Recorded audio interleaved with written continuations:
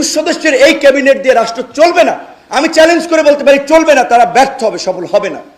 এখানে অনেক যোগ্য লোকের আরো দরকার আছে। আমরা প্রথম যখন হোম মিনিস্টার সাকত সাহেব ছিলেন, তার সাথে আমরা মিটিংয়ে পরিষ্কারভাবে বলেছিলাম তৃণমূল পর্যন্ত আইন শৃঙ্খলা পরিস্থিতি নিয়ন্ত্রণ করে পুলিশকে স্বাভাবিক করেন। বলছেন আজকে ভোক্তা অধিদপ্তর পুলিশ পায় নাই, কোনো থানায় পেট্রোল নাই, মানে পেট্রোলিং এর যে পুলিশ থাকে টহলে মুভমেন্টের উপরে রিজার্ভ, সেই পুলিশটা নাই। পুলিশের প্রায় 500-র মতো গাড়ি আপনার এই ঘটনায় পুড়ে গেছে বা নষ্ট হয়ে গেছে, তাহলে তার বের হতে গাড়ি লাগবে। তাহলে পুলিশকে ফাংশন করার জন্য এই পদক্ষেপগুলো নেওয়া হচ্ছে কিনা আমরা তো দৃশ্যমান কিছু দেখতে পাচ্ছি না। যে আজকে অভিযান চালাতে কেন ছাত্রদের উপরে ডিপেন্ড হতে হচ্ছে, আনসারদের ঠেকানোর জন্য কেন ছাত্রদের উপরে ডিপেন্ড করতে হচ্ছে। তো এখন প্রশাসনের মধ্যে এই যে 15 বছরে যাদেরকে প্রমোশন দিয়ে যোগ্যতা না থাকা সত্ত্বেও উঁচু পদে অধিষ্ঠিত করেছে, তাদেরকে রিমুভ করতে হবে। সেইটা এখন পর্যন্ত সব জায়গায় করা হয় নাই। হ্যাঁ, সময় লাগবে, কিন্তু ফাংশনটা তো করাতে হবে পুলিশকে।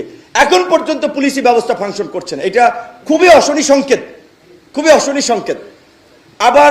এখন আবার ধরেন আমাদের এই বিপ্লব, কেউ বলছেন বিপ্লব, কেউ বলছেন গণ অভ্যুত্থান, কেউ বলছেন ছাত্র জনতা নাগরিকদের অভ্যুত্থান। তো এখন সেটা নিয়ে এবার যারা একটু বুদ্ধিভিত্তিক লাইনে আছেন, নানান ধরনের ডিবেট আছে, বিতর্ক আছে। কেউ বলছে সংবিধান ফেলে দাও, প্রেসিডেন্টকে সরিয়ে দাও, নানান ধরনের একটা কথাবার্তা বলছেন। রাষ্ট্র চালাতে হলে ধীর স্থির বুদ্ধিতে চলতে হবে, এখানে আবেগের জায়গা নেই। বাস্তবতার নিরিখে চিন্তা করতে হবে যে আপনার এই গভর্নমেন্টকে ইন্টারন্যাশনাল কমিউনিটি কিভাবে নিচ্ছে, দেশের আইন আদালত বা রীতিনীতির সাথে কতটুকু কিভাবে সাংঘর্ষিক হচ্ছে, অনেক কিছু মাথায় রেখে কিন্তু পলিসিগুলো নির্ধারণ করতে হবে। শুধুমাত্র আবেগ থেকে বললে হবে না। এখন কিন্তু রাজনৈতিক দলের সমর্থকরা, বাস্তবতা এইটা, আমরা আলাপ আলোচনা করি তো, অনেকে কিন্তু এই চায় না যে ছাত্রদের প্ল্যাটফর্ম, যেহেতু তারা একটা রাজনৈতিক দলের ঘোষণা দিয়েছিল রাজনীতি করবে, সো তারা আবার রাজনীতিতে খুব তারা মানে অনেকে ভাবছে 111-এর মতো এই ধরনের ইন্টারিম গভর্নমেন্ট থাকলে বিভিন্ন কিংস পার্টি তৈরি হয়, তো আবার একটা কিংস পার্টি তৈরি হচ্ছে কিনা এই আশঙ্কা থেকেও কিন্তু রাজনৈতিক দলের মধ্যে একটা বড় ধরনের শঙ্কা আছে, আলাপ আলোচনা চলছে। সেই কারণে এখন কিন্তু ছাত্রদের কাজে আবার রাজনৈতিক দলগুলো আগের মতো আনকন্ডিশনাল সমর্থন কিন্তু দিতে চাচ্ছে না। বাস্তবতা কিন্তু আপনাদেরকে রিয়ালাইজ করতে হবে। আমি মনে করি এই সরকারকে যদি স্টেবল করতে হয়, এই সরকারকে যদি ফাংশন করাতে হয়, এবং যে মানুষের যে প্রত্যাশা রাষ্ট্রের মৌলিক সংস্কার, সেটার জন্য এই সরকারকে জাতীয় সরকারের রূপ দিতে হবে। জাতীয় সরকারের রূপ দিতে হলে বিএনপি, জামাত, গণ অধিকার, বিভিন্ন রাজনৈতিক দল বলেন, অন্যান্য রাজনৈতিক দল, অনেকগুলো দল বলে তো অনেক সময় লাগবে। আমি বলছি মেজর পলিটিক্যাল পার্টি, বুইফোর নাম সর্বস্ব পলিটিক্যাল পার্টি খুঁজে তো লাভ নেই।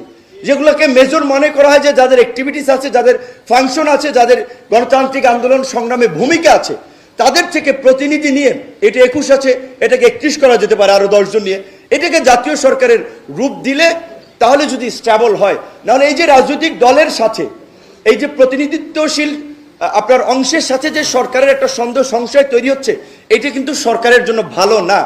এবং এখানে আমাদের একটা শঙ্কা আছে, ইউনূস স্যারের মতো একজন ব্যক্তি, তার যে অবস্থান এবং মর্যাদা, তিনি তো কোনো বদনাম নিশ্চয়ই নিবেন না।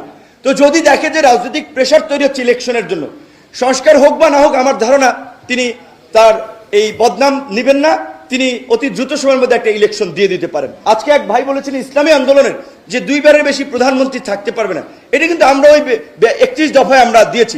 এমনকি আমাদের দল ঘোষণা হয়েছে 21 সালে, আমাদের দলের গঠন এই ঘোষণাপত্রে আমরা কর্মসূচিতে বলে দিছি যে একই সাথে একই ব্যক্তি দলীয় প্রধান এবং সরকার প্রধান থাকবে না, একই ব্যক্তি 2 বারের বেশি প্রধানমন্ত্রী থাকবে না। এরকম বেশ কিছু রিফর্ম আমরাও দিয়েছি। তারপর সমন্বিতভাবে কিন্তু রাজনৈতিক দলগুলো আমরা 31 দফা কর্মসূচিটা দিয়েছি।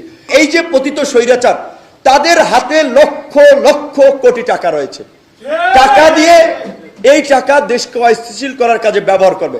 আর তাদেরকে ফুয়েল দেওয়ার জন্য আছে আমাদের প্রতিবেশী দেশ ভারতের তো ওপেন সিক্রেট, এই যে ভারতীয় এজেন্টরা গণমাধ্যমে বসে আছে, প্রশাসনে বসে আছে, এখন পর্যন্ত হয়তো অনেকে ভুল পাল্টাইছে, কিন্তু তাদের বিরুদ্ধে যদি ব্যবস্থা না নেওয়া হয় সরকারের বিপদ আছে।